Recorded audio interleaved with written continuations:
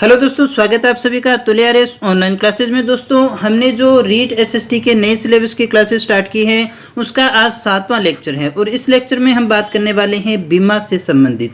दोस्तों, ये जो कॉमर्स का टॉपिक है वो हमारे नए सिलेबस में जोड़ा गया है। पिछला सिलेबस अपने पूरा कर चुके थे दोस्तों। जो हमारा रीट का पहला सिलेबस था वो सारा हो चुका था। अब अपने जो भी सब्जेक्ट में जो भी टॉपिक ऐड किए गए हैं उनको देख रहे हैं और उन टॉपिक्स के अंदर हमने देख लिया है दोस्तों जैन धर्म को, हमने देख लिया है बौद्ध धर्म को, हमने देख लिया है महाजनपद को।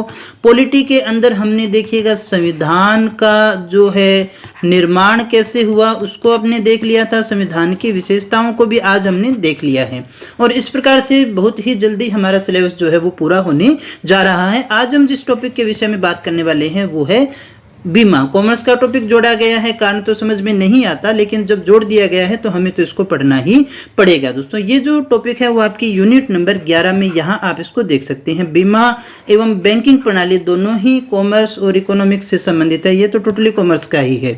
तो यहाँ हम आज जो बात करने वाले हैं वो बीमा के संबंध में। और दोस्तों, सारी जो जरूरी बातें हैं जिस प्रकार की भी हो सकते हैं, आपका कोई भी क्वेश्चन इससे बाहर छूटने वाला मुझे तो नहीं लगता। मेरा विश्वास यही है कि इसमें से आपके क्वेश्चन आ जानी चाहिए। तो जो भी जरूरी चीजें हैं हमने संकलित करने की कोशिश की है। तो चलिएगा शुरू करें आज की क्लास को। और सबसे पहले हम जानते हैं कि बीमा क्या होता है, बीमा किसे कहते हैं। बिल्कुल साधारण भाषा के अंदर आपने दो तीन चीजें तो सुनी ही होंगी। एक तो एलआईसी का नाम आपने सुना होगा और इसके अलावा सभी के पास में कोई ना कोई वाहन होगा और उस वाहन का आप क्या करवाते हैं दोस्तों, वार्षिक बीमा करवाते हैं। और इन दोनों में ही जो बीमे के दोनों प्रकार हैं वो आ जाते हैं दोस्तों।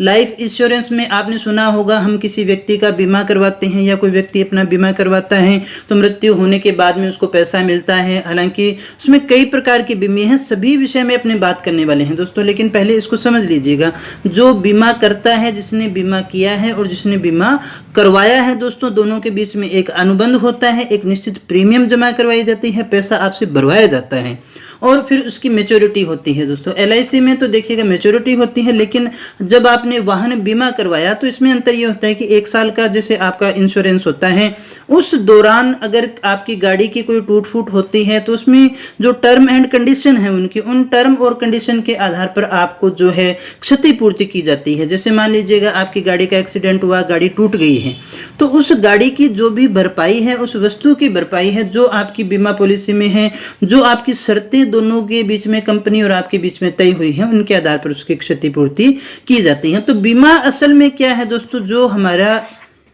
रिस्क है उस रिस्क को कवर करने की कोशिश करता है, चाहे वो जीवन का हो चाहे किसी भी वस्तु का हो। क्योंकि दोस्तों इसमें हम ये कहते हैं कि मनुष्य का जो जीवन है वो बिल्कुल निश्चित नहीं है। पहला पैर हम रखते हैं तो दूसरा रखा जाएगा या नहीं रखा जाएगा इसका भी पता नहीं होता। तो मनुष्य का जो जीवन है वो बिल्कुल ही अनिश्चितताओं से भरा हुआ है दोस्तों, और इससे कुछ भी समय कुछ भी हो सकता है। और बीमा क्या करता है दोस्तों, इन्हीं अनिश्चितताओं से होने वाले जोखिम को कम करता है।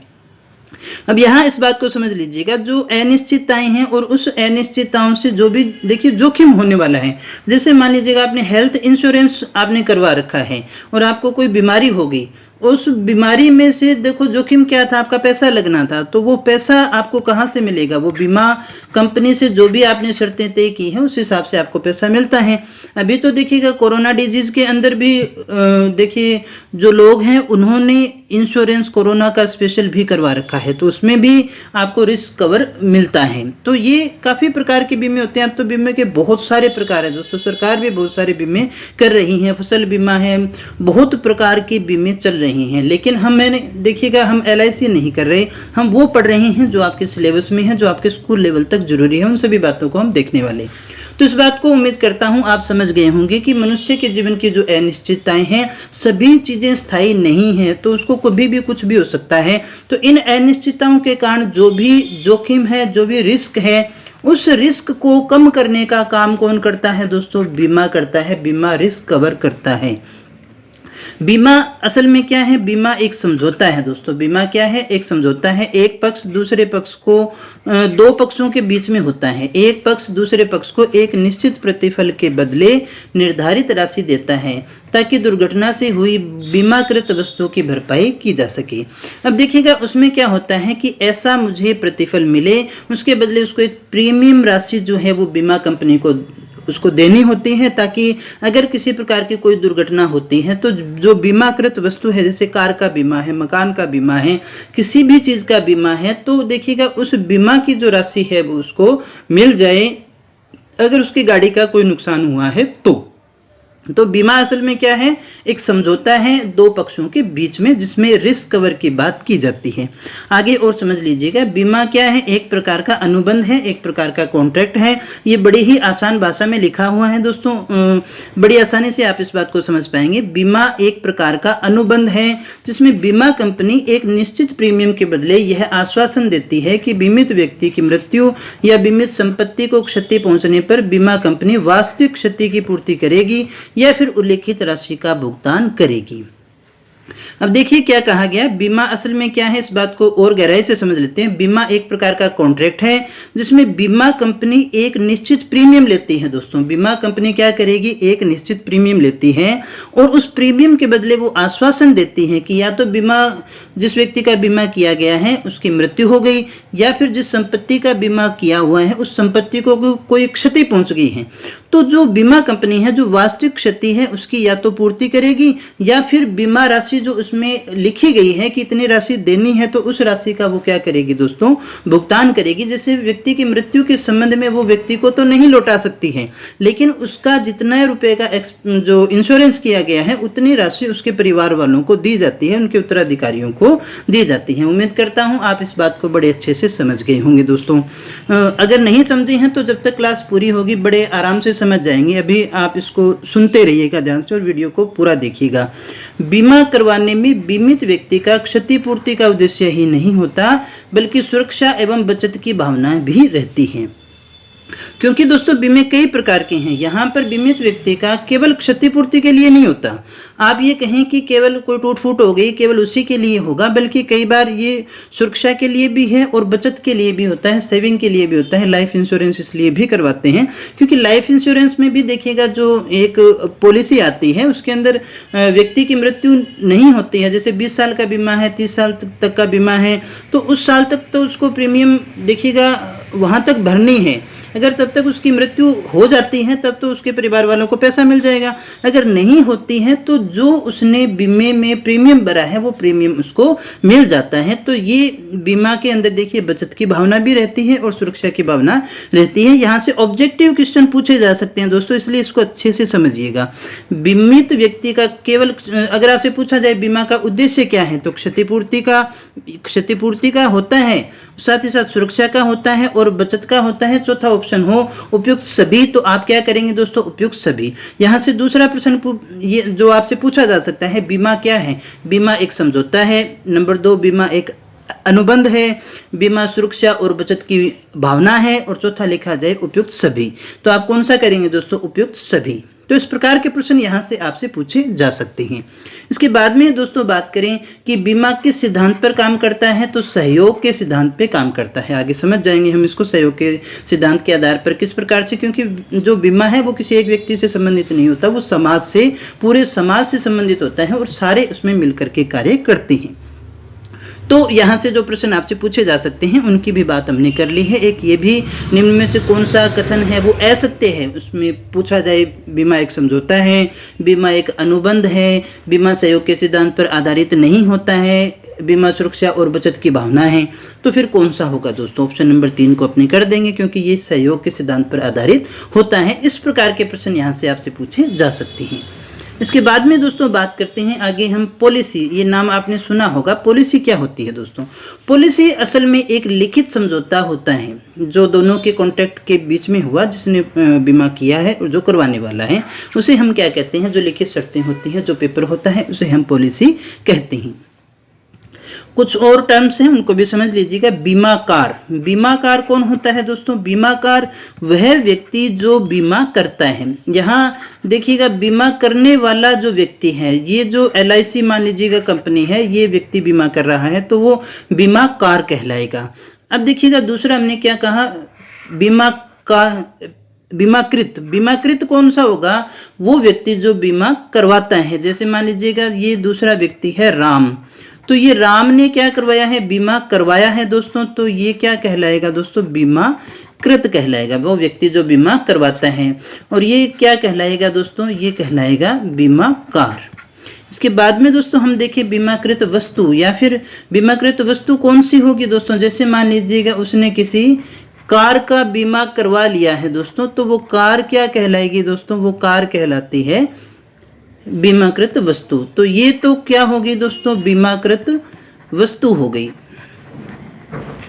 और ये बीमाकृत हो गया जिसने बीमा करवाया, और ये बीमाकार हो गया जिस कंपनी ने बीमा किया है। तो उम्मीद करता हूं ये सारी चीजें आप अच्छे से समझ गए होंगे।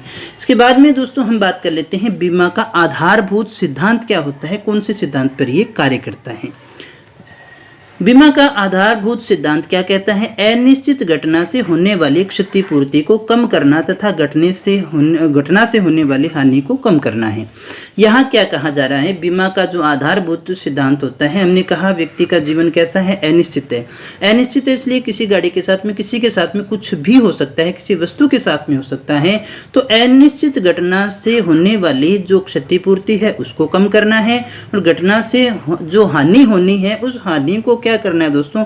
कम करने की बात होती है। चीज की क्षतिपूर्ति होती है, हानि को कम किया जाता है। तो ये बीमा का आधारभूत सिद्धांत है। क्षतिपूर्ति का सिद्धांत ही बीमा का आधारभूत सिद्धांत कहलाता है। ऑब्जेक्टिव में आपसे पूछा जा सकता है बीमा का आधारभूत सिद्धांत है, तो क्षतिपूर्ति का सिद्धांत ही क्या है? बीमा का आधारभूत सिद्धांत है, क्योंकि ये अनिश्चित घटना से होने वाली क्षतिपूर्ति को कम करता है या फिर हानि को कम करता है। तो आधारभूत सिद्धांत क्या कहलाएगा दोस्तों? क्षतिपूर्ति का सिद्धांत ही आधारभूत सिद्धांत है।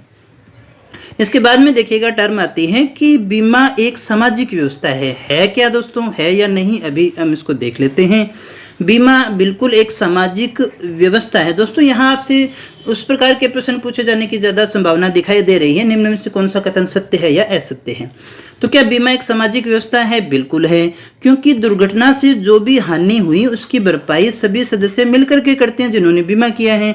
और बीमा देखिएगा कई सारे व्यक्ति करवाते हैं। अब ऐसा तो है नहीं कि बीमा कोई एक ही व्यक्ति करवाता है, तो ये पूरा इसमें समाज शामिल होता है दोस्तों। उसके प्रीमियम से एक कोष तैयार होता है, बहुत सारे व्यक्ति हैं, बहुत सारी जनता है, उन सब लोगों ने 5,000 10,000, हम किसी कंपनी से जुड़े हुए कितने भी व्यक्तियों को ले, उन सभी ने जैसे 5-5 हजार का प्रीमियम है, तो उनसे एक कोष तैयार हो गया दोस्तों। और इस कोष का जो प्रयोग है, किसी भी बीमाकृत को कोई हानि हो गई, अब ऐसा तो है नहीं कि सारों को हानि होनी है। सैकड़ों 1,000 कारों का बीमा किया गया, तो 1,000 कारें तो एक्सीडेंट होने वाली है नहीं, तो उससे जो कोष बना, उस कोष से उस बीमाकृत की हानि की जो भरपाई है वो कर दी जाएगी। बीमाकृत अभी हमने देख लिया था टर्म, ये क्या था दोस्तों? बीमाकृत जिसका बीमा किया गया है। तो हानि की भरपाई के लिए इस पैसे का, इस कोष का जो है वो प्रयोग किया जाता है, फिर अगली बार किसी और बीमाकृत की हानि की भरपाई के लिए किया जाता है। इस प्रकार सभी सदस्य जो हैं वो मिलकर के व्यक्ति की हानि की भरपाई कर रहे हैं। आप इस बात को समझ रहे होंगे। जैसे मान लीजिएगा ये बहुत सारे व्यक्ति हैं, तो इन सभी ने जो प्रीमियम जमा करवाया उनसे ही तो कोष बना है ना। अब इस व्यक्ति को जो भी हानि हुई है, उस व्यक्ति की हानि इसी कोष से तो हो रही है ना। ये कोष सारा कहाँ से गया है? इन सब के पास से गया है ना। तो फिर ये सामाजिक व्यवस्था हो गई कि नहीं हो गई? तो ये एक में क्या है? एक प्रकार की सामाजिक व्यवस्था कहलाती है। इसके बाद में दोस्तों बात करते हैं आगे बीमा के कार्य। बीमा के कार्य क्या होते हैं? अभी जो हमने बातें देखी वो सारी की सारी हैं। सबसे पहला कार्य हम कहें, बीमा बीमाकृत को निश्चितता प्रदान करती है, वो निश्चिंत हो जाता है दोस्तों। जैसे मान लीजिएगा आपने एक गाड़ी खरीदी और गाड़ी का आपने इंश्योरेंस करवा रखा है, और आप थोड़े निश्चिंत, अगर किसी से टच भी हो गई, कहीं लग गई, तो आपको ये निश्चित है चलो कोई बात नहीं, पैसा तो मिल जाएगा, लगी सो लगी, हम इसका जो है भुगतान कर लेंगे, इसकी जो क्षति है उसकी पूर्ति हो जाएगी। तो कहीं ना कहीं बीमाकृत को क्या करती है? निश्चितता प्रदान करती है। दूसरी बात कि किसी घटना से होने वाली हानि को बीमा क्या करता है? सुनिश्चित करता है। हानि को सुनिश्चित करने का कार्य करता है। तीसरी बात हम ये देख रहे हैं कि घटना से होने वाली हानि की क्या कर रहा है दोस्तों, क्षतिपूर्ति कर रहा है। इस बात को हमने देखा, ये तो आधारभूत सिद्धांत ही है ना। बीमा का आधारभूत सिद्धांत क्या था, अभी हमने देखा था, क्षतिपूर्ति ही तो बीमा का आधारभूत सिद्धांत है। इसके बाद में दोस्तों, बीमा किसी घटना को होने से तो नहीं रोक सकती। अब बीमा किसी दुर्घटना को नहीं रोक सकती, किसी व्यक्ति को मरने से नहीं रोक सकती, लेकिन वो क्या कर सकती है, उससे होने वाली हानि की पूर्ति कर सकती है। अब आप गाड़ी लेकर के जा रहे हैं, कोई भी व्यक्ति गाड़ी लेकर के जा रहा है, तो उस गाड़ी को वो दुर्घटना होने से तो नहीं रोक सकता, लेकिन उस दुर्घटना होने से जो हानि हुई है उस हानि की वो पूर्ति कर सकता है दोस्तों। जैसे मान लीजिएगा कोई व्यक्ति था, उसका बीमा था, वो चला गया दुनिया छोड़ करके। अब वो व्यक्ति को तो वापस नहीं ला सकते, लेकिन उससे होने वाली जो आर्थिक हानि थी उसके परिवार को, जो उसका परिवार का खर्च चल रहा था, उसकी पूर्ति कहीं ना कहीं वो क्या है, वो कर सकती है। इसके बाद में दोस्तों, बीमा जोखिम को क्या करता है, बांटता है। ये इंपॉर्टेंट बात है। आपका जो जोखिम है वो उसने दूसरों के साथ में बांट दिया। यदि जोखिम वाली घटना होती है तो इससे होने वाली हानि को वे सभी व्यक्ति मिलकर वहन करते हैं जिन्हें जोखिमों का सामना करना है। यानी आज जो भी व्यक्ति गाड़ियां चला रहे हैं, अब अगर आप देखिएगा, आपने देखा भी होगा, ट्रैफिक वाला जब आपको रोक लेता है तो आपसे इंश्योरेंस के कागज मांगता है। यानी आपका जो जोखिम है वो सारी गाड़ियों वाले आपस में मिलकर के ही तो वहन कर रहे हैं ना, कंपनी खुद नहीं दे रही है। वो आप ही का पैसा है, उसने इकट्ठा किया है, उसी में से वो बाकियों के जोखिम को कवर कर रही है, बाकियों के रिस्क को कवर कर रही है दोस्तों। बीमा प्रीमियम के रूप में एकत्रित धन को कई प्रकार की योजनाओं में विनियोग कर पूंजी निर्माण में भी सहायता करता है। अब देखिएगा, बीमा प्रीमियम बहुत ज्यादा हो गया और कंपनी को यह पता है कि हमारा इतना ही लगता है, एवरेज इतनी ही है, तो उसको कई प्रकार की योजनाओं में करे, या फिर ये जो धन लगा वो कई प्रकार की योजनाओं में लगता है, उससे पूंजी निर्माण भी होता है दोस्तों। तो ये भी इसका क्या है, बीमा का ही एक कार्य अपने मान के चलते हैं। इसके बाद में दोस्तों आगे अपने बात करें तो जो बीमा की शर्तें क्या है दोस्तों, यहाँ पर हम इसको देख सकते हैं कि बीमा ऐसे ही नहीं होगा, बीमा की कुछ एक शर्तें हैं। पहले आउटलाइन देख लेते हैं, फिर इनको डिटेल में भी देखेंगे। बीमा की पहली शर्त यह है कि परम सिद्ध विश्वास होना चाहिए दोस्तों। ये जैसे दो लोग हैं, एक तो बीमा करने वाला है और एक बीमा करवाने वाला है, इन दोनों के बीच में क्या होना चाहिए, आपस में सद्विश्वास होना चाहिए। यानी जिसने बीमा करवाना है वो बीमा कंपनी से कुछ भी छुपाए नहीं, ऐसे तथ्य को न छुपाए जो कहीं ना कहीं बाद में बीमा तोड़ने का कारण भी बन सकता है। यानी अविश्वास न रखें, दोनों को एक दूसरे पर ट्रस्ट होना चाहिए। वो सारी बातें, बीमा जो उसकी बीमित वस्तु है उससे संबंधित सारी बातें जो है वो कंपनी को बताए। दूसरा जो हम लेंगे, दूसरा हमारा है बीमा योग्य हित। देखिएगा, जो व्यक्ति बीमा करवा रहा है, जो व्यक्ति बीमा करवा रहा है उसका लाभ होना चाहिए। अगर लाभ नहीं है तो फिर वो बीमा नहीं होगा, वो बीमा जुआ बन जाता है दोस्तों। इस बात को भी याद रखिएगा। हमने क्या कहा, अगर बीमा से उसको लाभ हो रहा है तभी वो बीमा कहलाएगा दोस्तों, अगर नहीं है तो फिर वो लाभ नहीं है तो फिर वो बीमा नहीं कहलाता है दोस्तों। तीसरी बात हमारी क्षतिपूर्ति। बीमा क्या करता है दोस्तों, क्षति की पूर्ति करता है। जो भी क्षति होगी उसकी वो पूर्ति करने का कार्य करता है।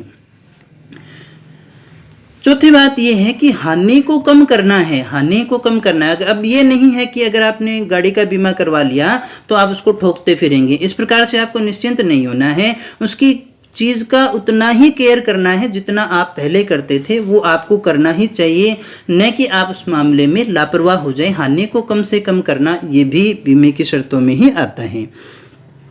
फिर देखिएगा अधिकार समर्पण का सिद्धांत। अधिकार समर्पण का सिद्धांत क्या कहता है, मान लीजिएगा किसी गाड़ी का इंश्योरेंस था और अगर वो टूट जाती है तो बीमा कंपनी अगर उसका पैसा दे रही है तो गाड़ी को उसको अपने अधिकार में लेने का अधिकार होता है दोस्तों।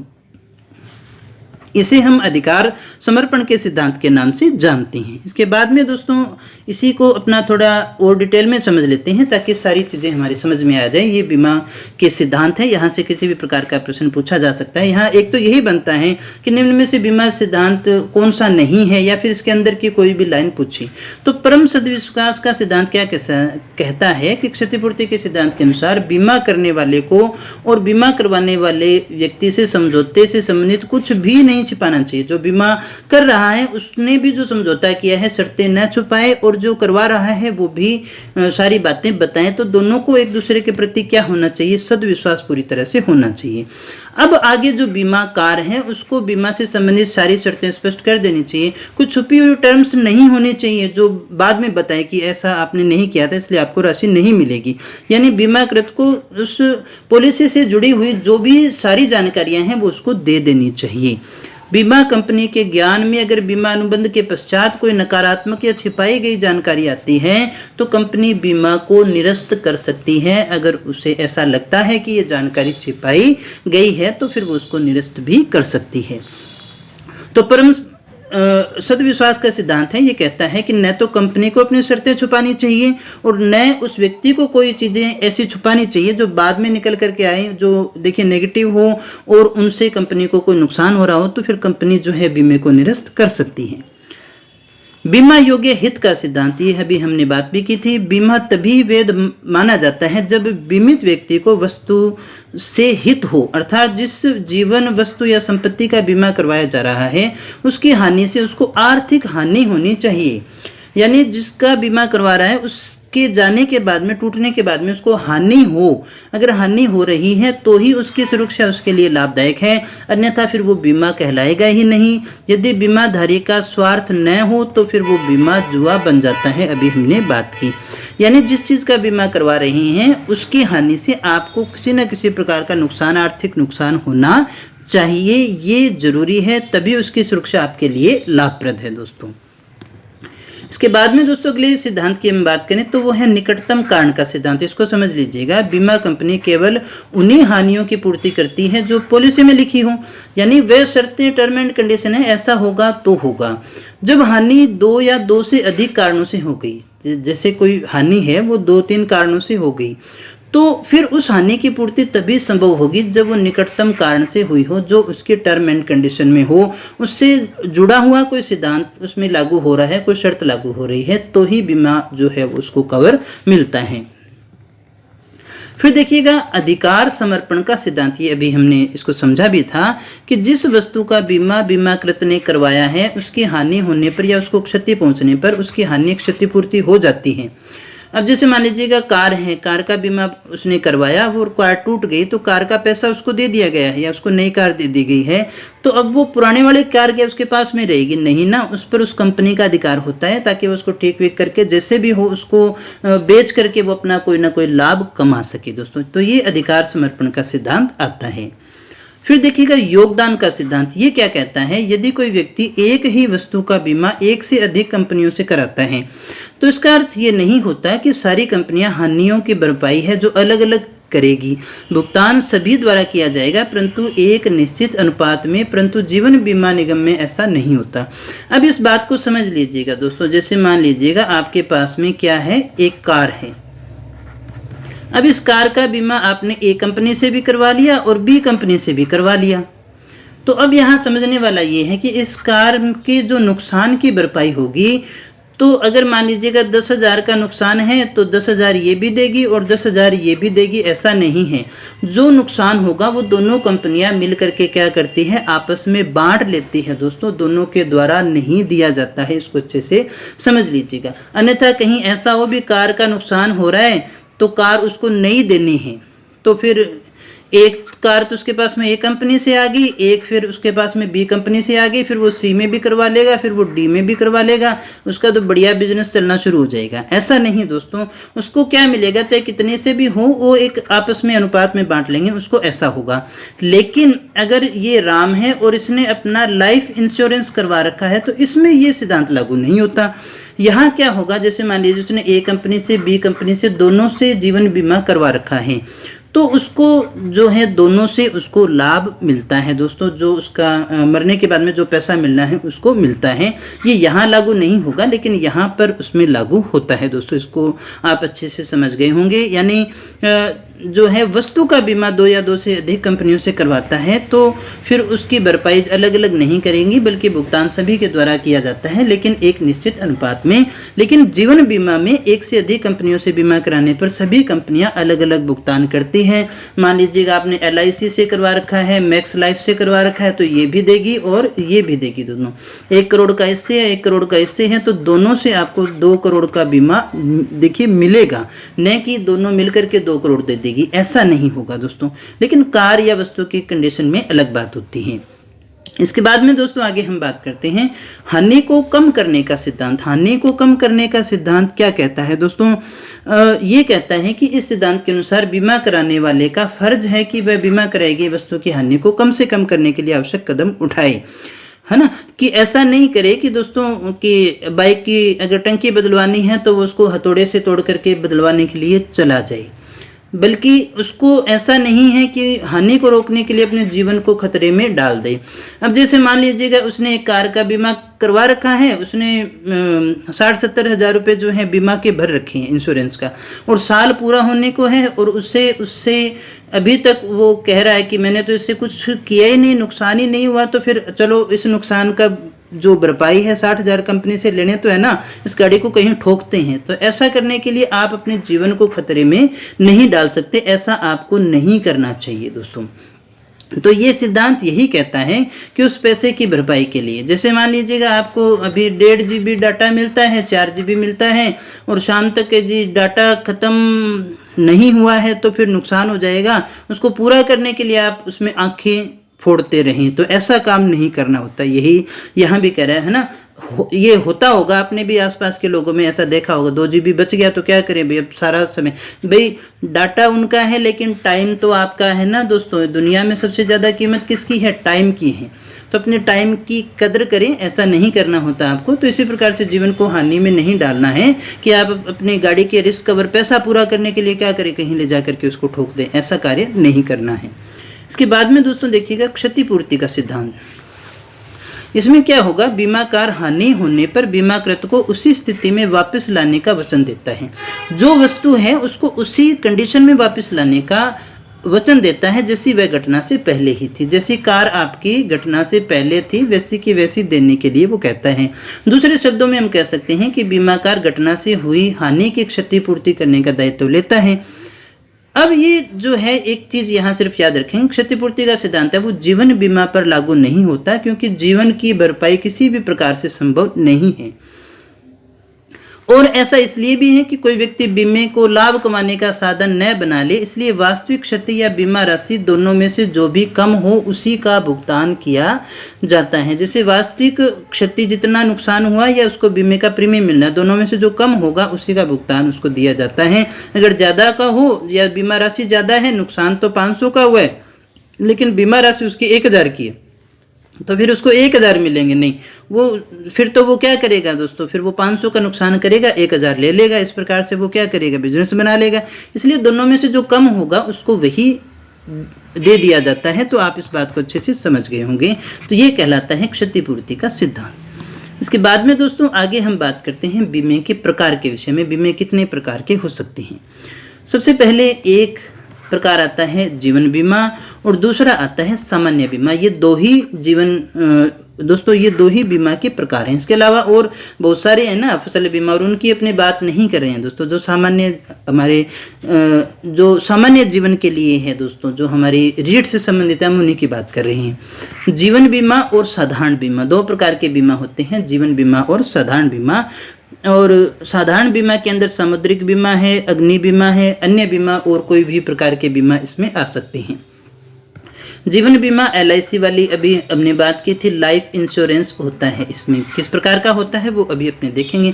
साधारण में जैसे समुद्र में आपका माल जा रहा है, वो माल रास्ते में किसी लुटेरे ने लूट लिया या फिर उसको किसी प्रकार का नुकसान हो गया, पानी में डूब गया, तो कुछ भी है तो उसका बीमा किया जाता है। आपकी दुकान है, दुकान में आग लगने से नुकसान न हो जाए तो इसलिए उसका बीमा किया जाता है। और दोस्तों ऐसा नहीं करना होता कि साल के बाद में अगर बीमे की राशि लेनी है तो दुकान में बढ़िया बढ़िया सामान निकाल दिया, जो बच्चा जो उसको आग लगा दी, ऐसा कर देते हैं कुछ लोग। लेकिन जो असल के अंदर अग्नि बीमा होता है वो इसीलिए होता है कि आग के द्वारा जो भी आपका नुकसान है उसकी भरपाई की जा सके। यहाँ हम सबसे पहले समझ लेते हैं जीवन बीमा को। हमारा पहला प्रकार कौन सा था दोस्तों? जीवन बीमा था। मृत्यु से डर और परिवार की चिंता, इसी ने जीवन बीमा को जन्म दिया है दोस्तों। हर व्यक्ति को मृत्यु से डर लगता है या नहीं लगता? लगता है। दूसरी कि मेरे जाने के बाद में मेरे परिवार का क्या होगा। आपने देखा होगा कहीं किसी व्यक्ति की डेथ हो जाती है तो बापड़ा का टाबर उड़ गया, मतलब किसकी चिंता होती है? बच्चों की, परिवार की चिंता होती है। अब टाबर क्या करेगा, यानी जो बच्चे हैं वो क्या करेंगे दोस्तों, उनकी चिंता की जाती है। तो उनको चिंता से निवारण के लिए वो क्या करता है, इंश्योरेंस करवाता है, ताकि उसको जाने के बाद में उसके परिवार को कुछ ना कुछ प्रीमियम और मिले, ताकि वो घर से अपना खर्चा चला सके। ऐसे बीमे के अंदर क्या होगा, बीमा कंपनी एक निर्धारित प्रीमियम उससे लेती है और फलस्वरूप बीमाकृत को एक निश्चित अवधि के पूरे होने पर या मृत्यु होने पर निश्चित धनराशि देने का वचन देती है। तो इसमें क्या होता है, इंश्योरेंस होता है। ये भी 2-3 प्रकार के होते हैं, आगे अपनी चर्चा करने वाले हैं। सामान्य जो है उसको समझ लीजिएगा। जैसे मान लीजिएगा 20 साल का है तो 20 साल तक उसको क्या करना है, पैसा जमा करवाना है। और जैसे इसका बीमा था 8 लाख का, यानी उसको हर महीने हर साल 25,000 रुपये जमा करवाने हैं। अगर उसकी 2 साल 3 साल में डेथ हो जाती है तो उसके परिवार को 8 लाख का बीमा मिलना है, 8 लाख की राशि मिल जाएगी। अगर नहीं होता है तो फिर जैसे ही उसने वो समय सीमा थी वो पूरी कर ली तो उसका जो पैसा जमा किया हुआ है वो उसको वापस मिल जाता है। तो ये भी होता है। एक इस प्रकार का भी होता है कि जिसमें पैसा वापस नहीं मिलता उसके, क्योंकि लाइफ इंश्योरेंस है ना, आजीवन बीमा अपने उसको कहते हैं। उसकी मृत्यु के बाद में उसके परिवार वालों को ही मिलना होता है, वो भी बीमा होता है। तो यहाँ आप इसको एक और चीज याद रखिएगा, जीवन बीमा निगम की यहाँ पर बात करें, उसका राष्ट्रीयकरण कब हुआ था? 19 जनवरी 1956 को। ये एक फैक्चुअल क्वेश्चन है, कभी आपसे पूछा जा सकता है। तो लाइफ से संबंधित जो भी बीमा है ये सामान्य से अलग होता है दोस्तों। वहां पे रिस्क की बात होती है, यहाँ पर विनियोग की भी बात होती है दोस्तों। आगे जीवन बीमा के जो सिद्धांत हैं उनको देख लीजिएगा। पूर्ण सद्विकास का सिद्धांत, बीमा योग्य हित का सिद्धांत, ये सारे दोनों सिद्धांत यहाँ पर काम करते हैं। पॉलिसी किसे कहते हैं? ये एक लिखित समझौता होता है जिसमें बीमा से संबंधित सारी शर्तें लिखी जाती हैं। तो पॉलिसी जरूरी होती है, पॉलिसी में ही सारी बातें, टर्म एंड कंडीशन लिखी होती है दोस्तों। अब हम देख लेते हैं जीवन बीमा पॉलिसी के प्रकार कौन कौन से होते हैं, किस प्रकार की पॉलिसी होने वाली है। तो यही होगा कि आप लोग देखिए मास्टर लग जाएंगे तो फिर आपको जीवन बीमा करवाना है तो इनको पहले ही पढ़ा करके भेजो कि इनको सबसे पहले स्कूल में जाते ही क्या करवाना है दोस्तों, नौकरी लगते ही सबसे पहले बीमा करवा लेना। तो शायद यही सोच के साथ में ये टॉपिक डाल दिया होगा। आजीवन बीमा निगम ये क्या कहता है दोस्तों, इसमें बीमा राशि बीमाकृत को बीमा किए गए व्यक्ति की मृत्यु के बाद में ही मिलेगी। यहाँ इस बात को समझ लीजिएगा, आजीवन है मतलब जीवन तक है ना। ये जो व्यक्ति है, जैसे ये राम व्यक्ति है तो इसने ये वाला बीमा करवा दिया, तो जब तक जिंदा है इसको कुछ नहीं मिलने वाला, इसको खाली प्रीमियम भरना है। इसके मरने के बाद में जो इसका परिवार है, जो इसके उत्तराधिकारी है, उनको इसकी राशि मिलती है। समझ गए होंगे आजीवन बीमा पॉलिसी क्या होती है, यही होती है दोस्तों, मरने के बाद में मरने वाले के उत्तराधिकारी को मिलती है। फिर देखिए बंदोबस्ती जीवन बीमा पॉलिसी, ये क्या, इसमें बंदोबस्त किया गया है ना कुछ। ये एक ऐसी बीमा पॉलिसी होती है इसमें निश्चित समय से पूर्व ही यदि बीमाकृत की मृत्यु हो जाती है तो मनोनीत व्यक्ति को कुछ मिल जाएगा, और अगर वो नहीं मरता है, समयावधि पूरी कर ली, जिंदा रहता है, तो फिर उसको वो जो उसने जमा किया हुआ है वो राशि उसको मिल जाएगी, सीमित वर्षों में परिपक्व हो जाती है। जैसे 15 साल की या 20 साल की कोई पॉलिसी है तो उसको उसी समय तक पैसा भरना है। अगर उसके दौरान उसकी डेथ हो गई तो वो बीमे की जो राशि है जो उसमें लिखी गई है पॉलिसी में, उसके परिवार वालों को मिल जाएगी, मनोनीत व्यक्ति को मिल जाएगी। अदरवाइज उसको क्या होगा, जैसे उसका साल जो है उसने 20 साल सकुशल पूरे कर लिए तो पहले तो उसको मिठाई बांट देनी चाहिए, भी मेरे बीमा का जो साल था वो पूरा हो गया, और फिर उसके बाद में उसको प्रसाद के स्वरूप में देखिएगा जो पैसा है जो उसने जमा किया है वो तो मिल ही जाएगा। तो यहाँ पर उसकी सेविंग भी होगी एक प्रकार की। फिर देखिए संयुक्त बीमा पॉलिसी, ये क्या होगी, संयुक्त का मतलब मिलजुल करके, यहाँ 2 या 2 से अधिक व्यक्ति मिलकर के बीमा करवा लेते हैं। ये पति पत्नी का एक साथ हो सकता है, कोई दुकान के साझेदार है उनका एक साथ हो सकता है। अगर इनमें से किसी एक की मृत्यु हो गई तो दूसरा प्रीमियम भरता है और उसे ही बीमा राशि मिलती है। तो संयुक्त वाला कौन सा हो गया दोस्तों, जिसमें 2 या 2 से अधिक व्यक्ति मिलकर के बीमा करवाते हैं। तो अगर एक चला जाता है तो दूसरा प्रीमियम भरेगा, कॉमन सेंस की बात है, इसमें ज़्यादा कुछ समझने वाला नहीं है। अब देखिए वार्षिक वृत्तीय पॉलिसी, इसको समझ लीजिएगा। इसमें क्या होता है, प्रीमियम एक निर्धारित आयु के बाद में मासिक, त्रैमासिक और वार्षिक किस्तों से भरी जाती है और एक निश्चित आयु के बाद में नियमित आय जाता है।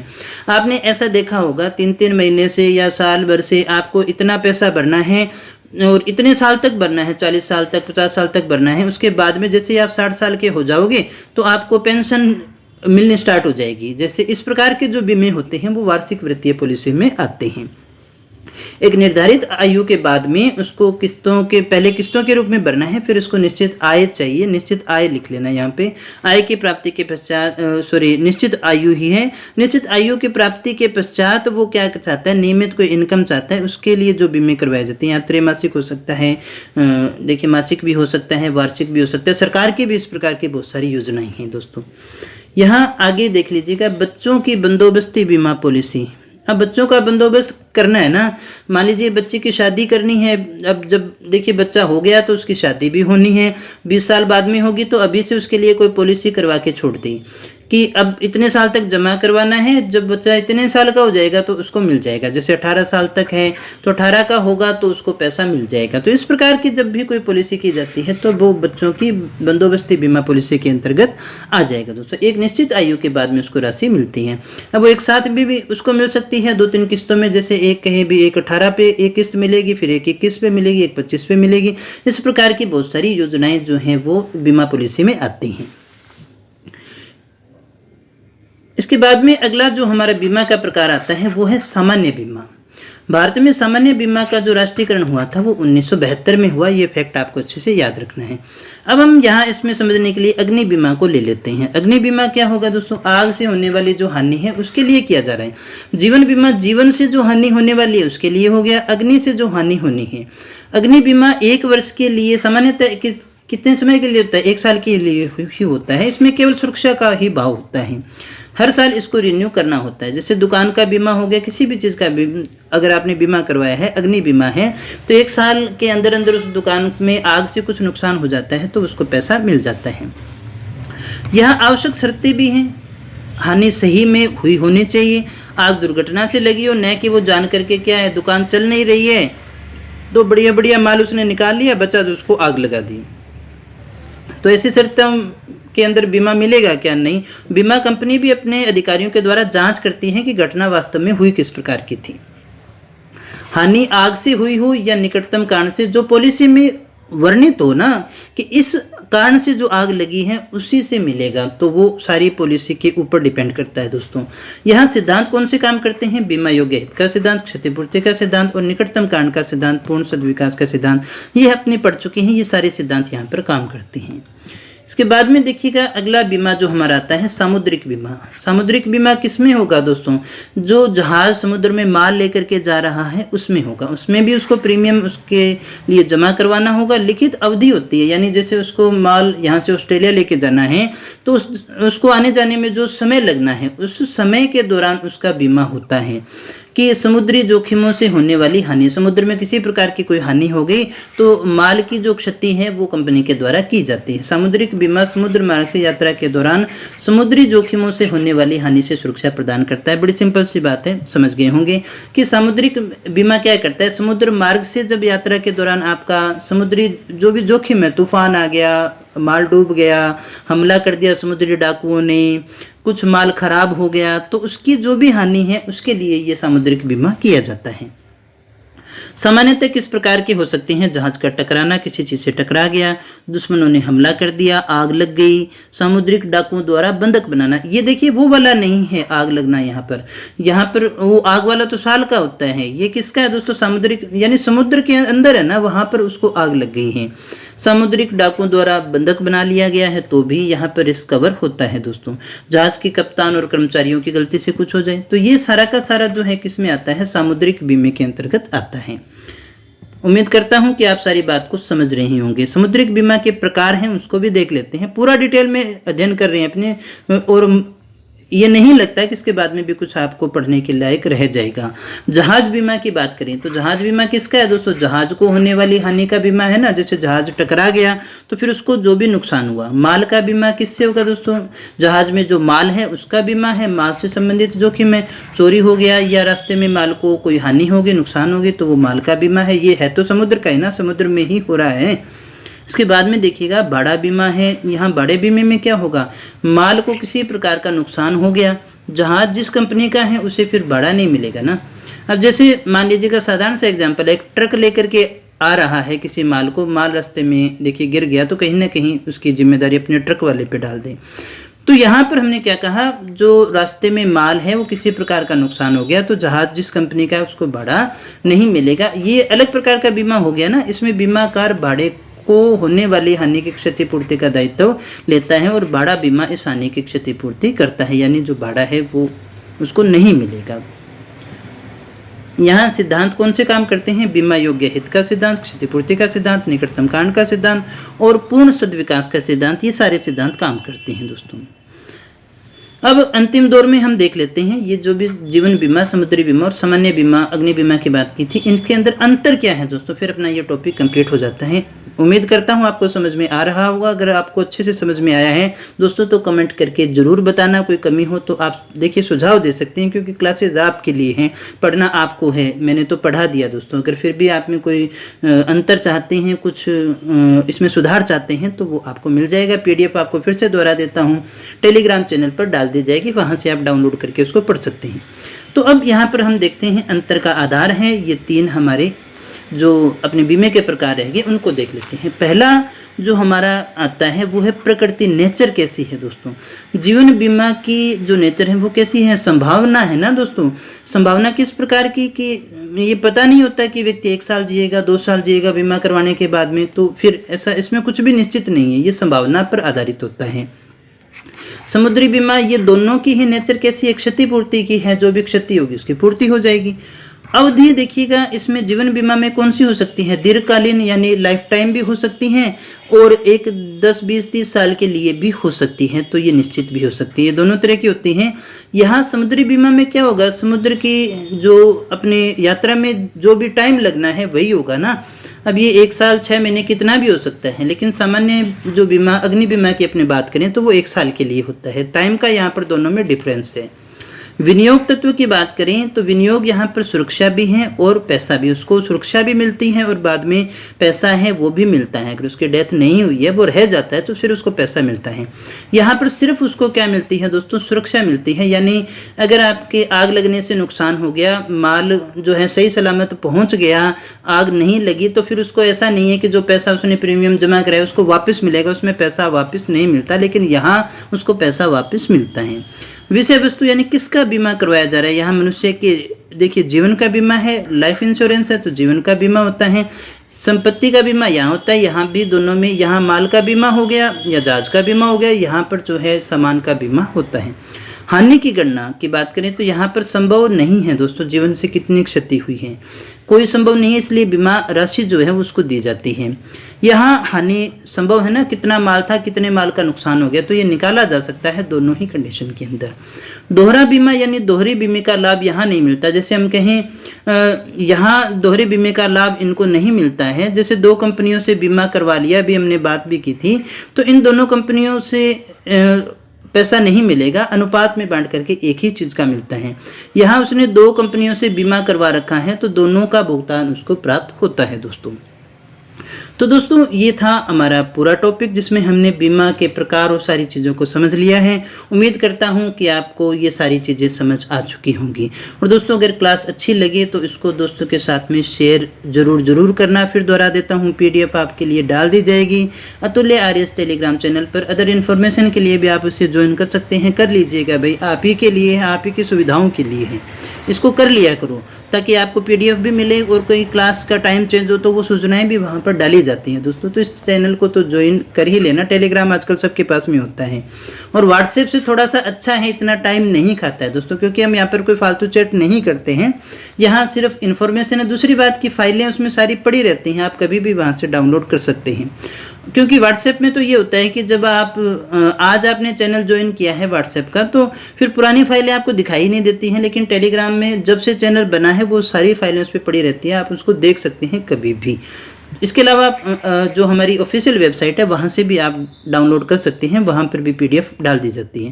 तो दोस्तों कल फिर मिलते हैं कुछ नए टॉपिक के साथ, कुछ और जानकारी के साथ, तब तक बने रहिए हमारे साथ। Thank you very much.